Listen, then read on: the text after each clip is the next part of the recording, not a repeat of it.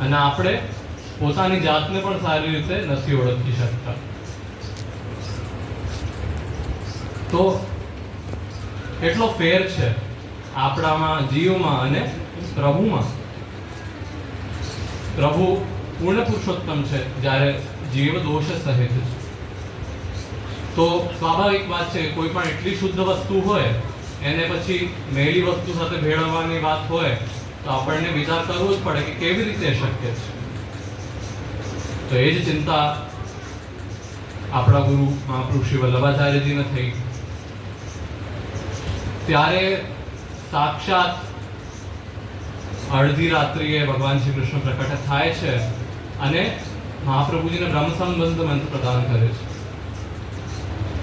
કે આના દ્વારા જીવોનો સંબંધ મારા સાથે કરાવો. તો એ પવિત્ર એકાદશીનો શુભ દિવસ. અને ત્યારે જ્યારે ઠાકોરજી પ્રકટ થયા ત્યારે જ મહાપ્રભુજીએ પવિત્ર બનાવીને રાખ્યું હતું. તો એ ભગવાનને ધરાવ્યું. અને પછી બાજુમાં જ મહાપ્રભુજીના શિષ્ય એટલે કે દામોદરદાસ સરસાનીજી સાથે જ હતા.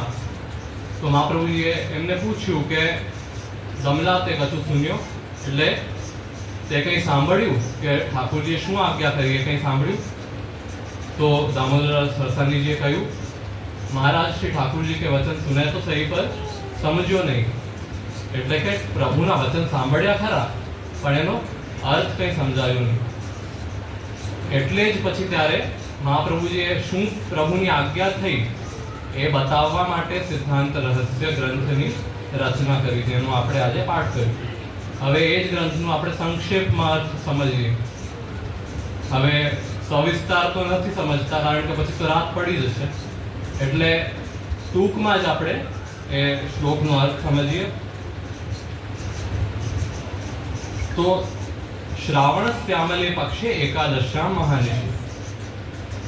શ્રાવણ મહિનો અને એમાં પણ અમલ પક્ષ. કોઈ પણ મહિનાની અંદર બે વિભાગ હોય છે. એક હોય છે કૃષ્ણ પક્ષ અને એક હોય છે શુક્લ પક્ષ. 15 દિવસના બે વિભાગ હોય. તો શ્રાવણ મહિનાના શુક્લ પક્ષની અહીંયા વાત કરવામાં આવી રહી છે. એમાં પણ એકાદશીની તિથિ છે અને એની અડધી રાત્રિએ. સાક્ષાત ભગવતા પ્રોક્તમ તદક્ષરસ્ય ઉચ્યતે. સાક્ષાત ભગવાન શ્રી કૃષ્ણ એ જે પણ આજ્ઞા કરી છે, જે પણ કહ્યું છે એ અક્ષરશ હું કહું છું. એટલે અક્ષરશ અહીંયા મહાપ્રભુજી જણાવી રહ્યા છે કે પ્રભુ શું આજ્ઞા. પછી આગળ છે, પહેલા તો આપણે એ પણ સમજીએ કે ઘણીવાર એવો પ્રશ્ન આવે કે આ પ્રસંગ તો થયો પણ એમાં પવિત્રતા ધરાવવાની શું વિશેષતા, એની શું જરૂરિયાત? તો ખાલી ભક્તિ માર્ગની વાત નથી. સામાન્ય શાસ્ત્રમાં પણ જે સૂતનું પવિત્ર એટલે કે સૂત્રાઉ પવિત્ર ધરાવવાનો ક્રમ, કોઈ પણ દેવની ઉપાસના આપણે કરતા હોઈએ તો એની પૂર્ણતા માટે એ પવિત્ર ધરાવવાનો ક્રમ બતાવ્યો છે. પછી એમાં અલગ અલગ છે કે અલગ અલગ દેવતાઓને અલગ અલગ સમયમાં બતાવ્યું છે કે એમને આ સમયમાં પવિત્ર ધરાવવું. તો એ એક વર્ષમાં આવતું નિત્યક્રમ છે. જો આપણે પવિત્ર ધરાવીએ તો આપણી ઉપાસનાની પૂર્ણતા ગણાય, બાકી એ ઉપાસના પૂર્ણ ન ગણાય. તો એવી જ રીતે વિષ્ણુ ભગવાનનો સમય એમાં શ્રાવણ શુક્લ દ્વાદશીનો બતાવ્યો છે કે ત્યારે વિષ્ણુ ભગવાનને પવિત્ર ધરાવવું જોઈએ. હવે એક પાછો પ્રશ્ન થયો કે આપણે તો એકાદશીના ઠાકોરજીને પવિત્ર ધરાવ્યું, એવું કેમ? તો આપણે જે પ્રસંગ જોયું કે મહાપ્રભુજીને ચિંતા થઈ ત્યારે તો એકાદશી જ હતી અને મહાપ્રભુજીએ 12 એટલે કે એના પછીના દિવસ માટે પવિત્ર સિદ્ધ કરીને રાખ્યા. પણ હવે મહાપ્રભુજીની ચિંતાનું નિરાકરણ કરવા માટે સાક્ષાત પ્રભુ એક દિવસ વહેલા પ્રકટ થઈ ગયા, એકાદશીનો દિવસ. તો જે પવિત્ર મહાપ્રભુજી સિદ્ધ કરેલું એ ત્યારે જ પ્રભુને ધરાવી દીધું અને એટલે જ પુષ્ટિ માર્ગમાં પવિત્ર એકાદશીના દિવસે ઠાકોરજીને આપણે પવિત્ર ધરાવી. અને શાસ્ત્રમાં એવું પણ વિધાન છે કે આપણા જે ઈષ્ટ છે એને પવિત્ર ધરાવ્યા પછી આપણા ગુરુદેવને પવિત્ર ધરાવવાનું.